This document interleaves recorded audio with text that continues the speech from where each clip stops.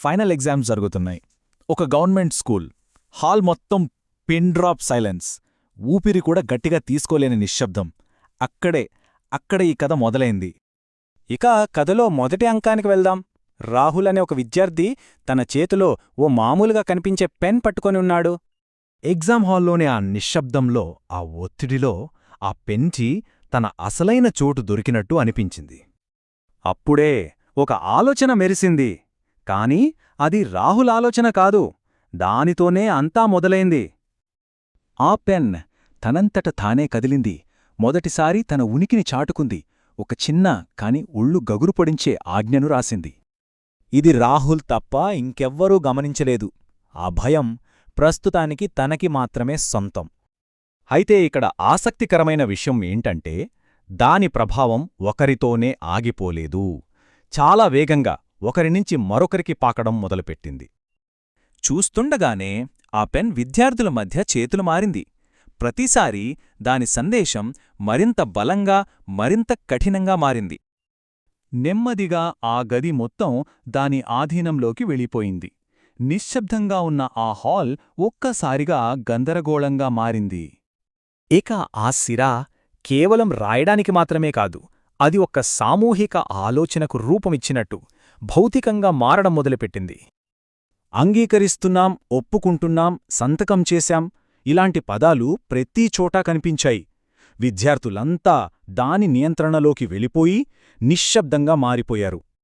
అసలు ఏం జరుగుతుందో అర్థం చేసుకోవాలంటే, మనం ఇంతకుముందు దీన్ని ఎదుర్కొన్న ఒక వ్యక్తి దగ్గరికి వెళ్ళాలి.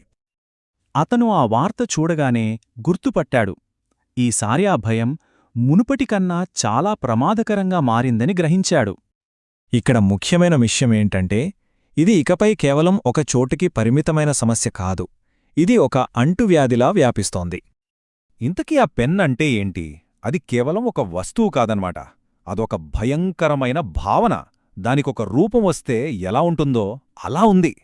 దాని అసలు లక్ష్యం కేవలం భయపెట్టడం కానే కాదు, ఒక భయంకరమైన పనిని సాధించటానికి దానికి వీలైనంత ఎక్కువ మంది సమ్మతి కావాలి. ఇక కథ క్లైమాక్స్కి చేరుకుంది. చివరి ఘట్టం ఎలా ముగిసిందో చూద్దాం. గోడలు పగలడం మొదలయ్యాయి. సిరా పైకి ఉబికి వస్తోంది. విద్యార్థులు తమని తాము పూర్తిగా దానికి అప్పగించడానికి సిద్ధంగా ఉన్నారు. సరిగ్గా ఆ చివరి క్షణంలో కార్తీక్ లోపలికి దూసుకొచ్చాడు.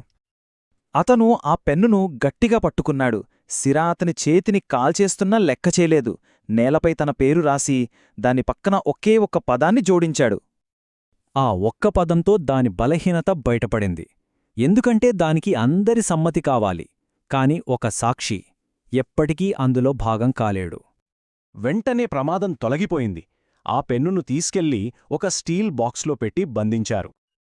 కాని కథ ఆ మూసేసిన పెట్టెతో ముగిసిపోలేదు. చాలా సంవత్సరాలు గడిచిపోయాయి. మరుగున పడిపోయిన ఒక సాక్ష్యం, తప్పించుకోలేని ఒక భయంకరమైన నిజాన్ని మళ్లీ బయటపెట్టింది. నిజానికి ఆ భౌతికమైన పెన్ కేవలం మన దృష్టిని మరల్చడానికే.